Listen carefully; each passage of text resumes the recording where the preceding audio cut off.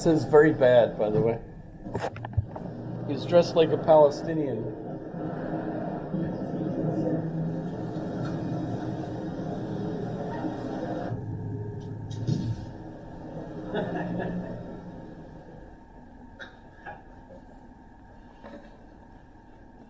Sorry, that never played in the United States. You got it.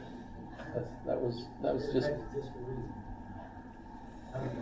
What year was that from? Like 8 years ago? 8 years ago, it says. Yeah. Huh. Good guess. That feels like really, really recent. I could like add these towards kind of racist things that I still would have been kind of. Well, in Germany, you know, they have free speech, although not according to J.D. Vance. If you watch that.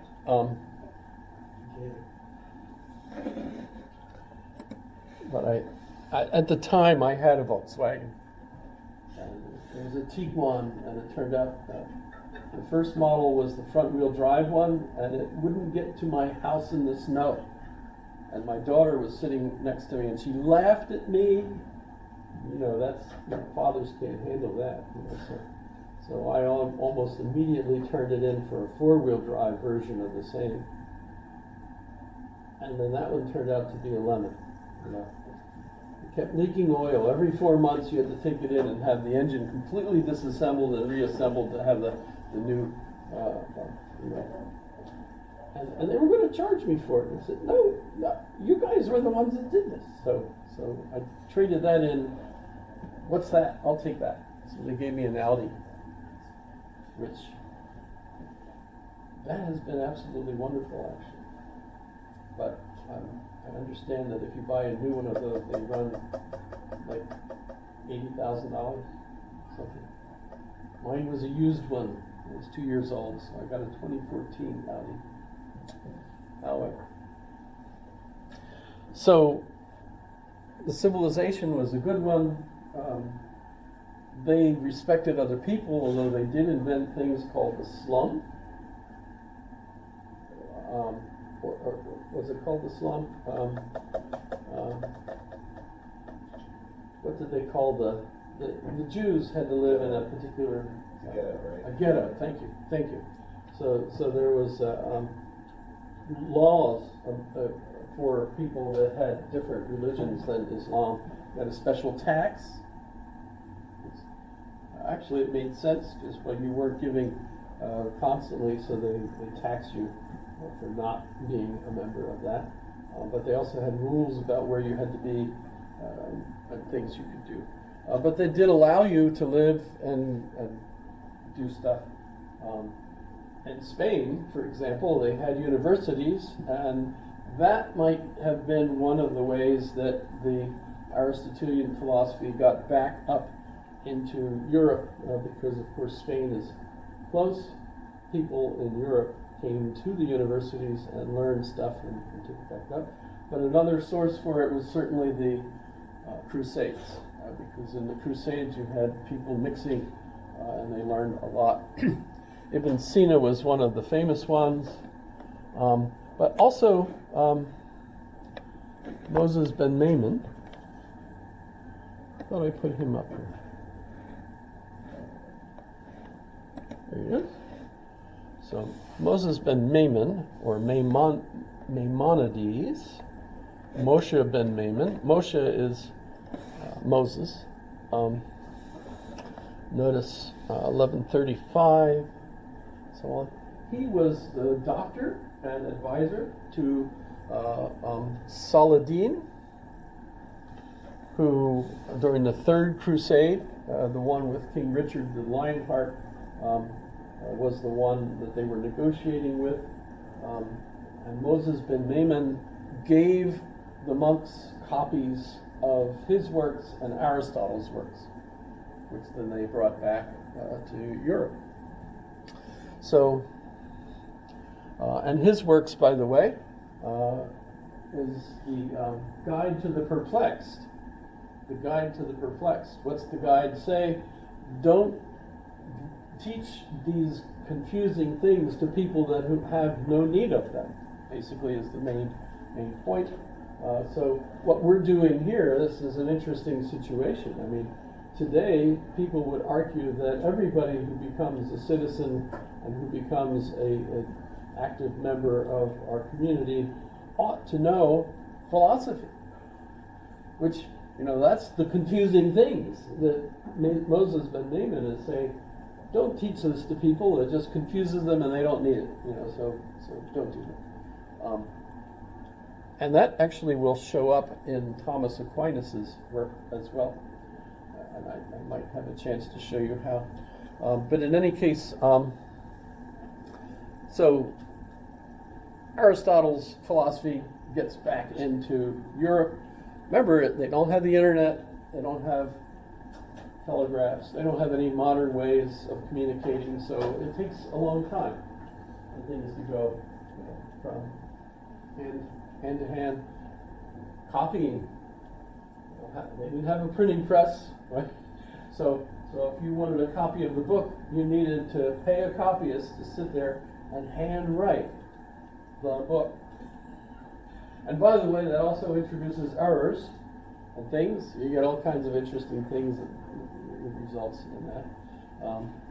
And not just in Aristotle's works, but in the Bible and so on. So you get all kinds of issues there. Plus, of course, you have to translate. And that introduces all kinds of problems because that's an interpretation. In fact, contemporaries would say that all translation is a lie, because it's just misleading you into thinking you're actually reading the original text, but of course you're not. You're not reading the original. In fact, it's an interpretation. And in fact, one language might not be adequate to translate another one anyway, right? Because they're different worlds. So you're trying to enter into a different world. It's absolutely hilarious when you think about aliens coming to the earth and take me to your leader. What kind of, having a device, you go like this, and of course the army shoots you because it looks like a weapon, as a translator. It's The Day the World Stood Still, if you ever saw that movie.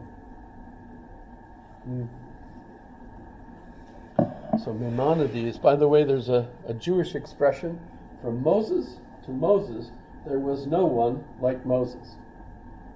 And they mean Moses, the one who, was Charlton Heston when he said, stop the Dead Sea and Red Sea. Got my colors wrong. Dead is one color, red is another.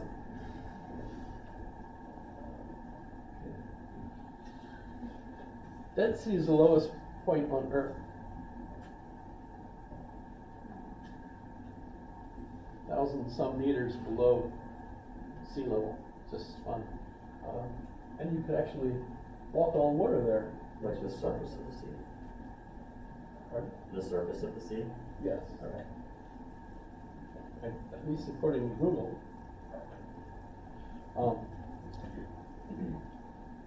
So Moses to Moses, right? There's another famous philosopher, though. Moses Mendelssohn was a famous philosopher that we hardly ever talk about. And he was the grandfather of Felix Mendelssohn. And you all know Felix, right? How many of you married? Wow. Well, if you do get married someday, and I hope that you do, unless you become a monk or a nun. I don't know. That's you could laugh at some of my jokes, but no one laughs at any of it anymore. Mendelssohn. Son in German is S-O-H-N.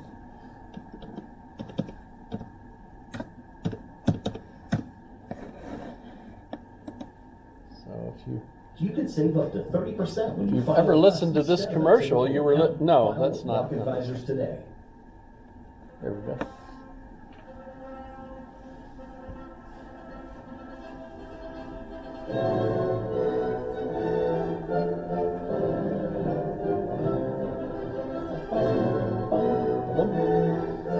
I can't sing though, I don't have any talent. But that's Mendelssohn, so if you ever heard that, you were listening to Felix Mendelssohn. By the way, Felix means happy, joyful, Felix. And the Germans don't call him Mendelssohn because his last name was Bartholdy. So if you're in Germany, they would like Bartholdy instead of Mendelssohn. But his grandfather was a philosopher. And by the way, if you're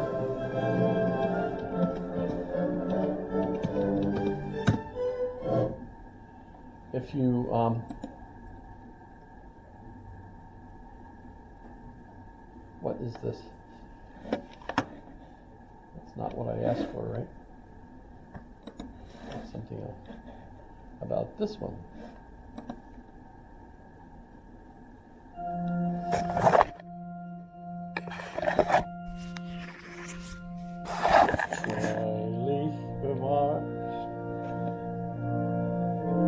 So this is the other one you might hear at a wedding, and this one is Wagner.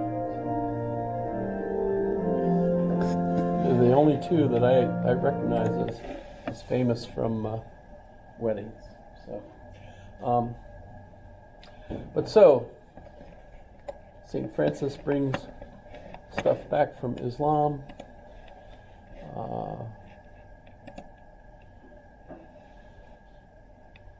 There's all kinds of stuff about Spain. This one I highly recommend Bettany Hughes, the Moors. Moors were the people, that's what they were called, who were the Islamists in Spain.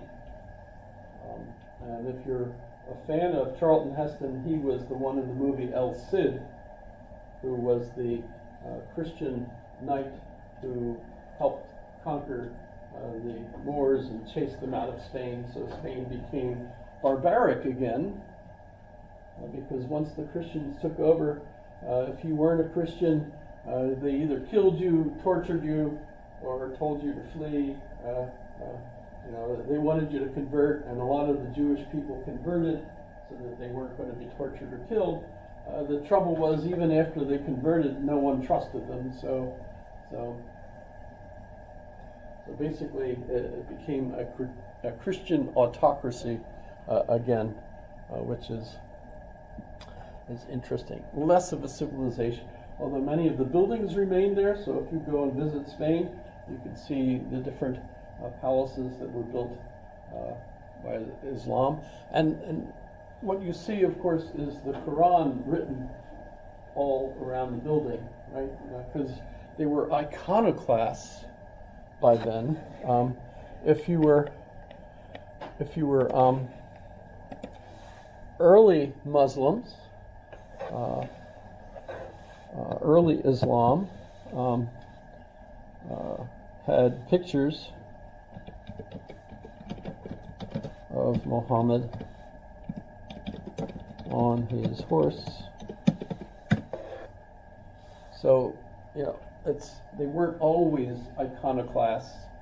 They used to have pictures. There's Muhammad, and his horse was famous. He rose to heaven on his horse. So that's kind of famous. So they became iconoclasts after a certain point. And that's when all the decoration became the scripture, basically. And mathematical design, right? Geometric designs. Okay. You can get in trouble, by the way, if you show pictures of Muhammad today, even though they were made by Islamists years ago. So, because it's against the rule. In fact, one of the more famous events that took place in Europe was Charlie Hebdo.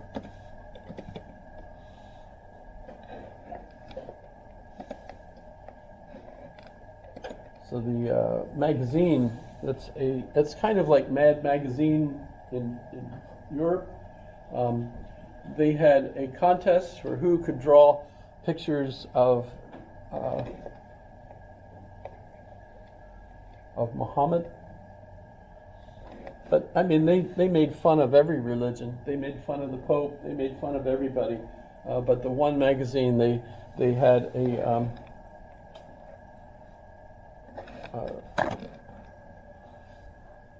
magazine dedicated to Muhammad, and so people made all kinds of comic images of Muhammad, and this became famous because no one actually paid attention to the stupid magazine, but people took offense, and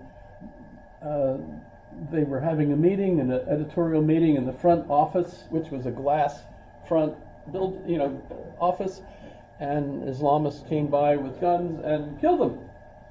So there was a great, and so a fascinating book called Who is Charlie? No, I didn't want that, Charlie. Shoot. Sorry.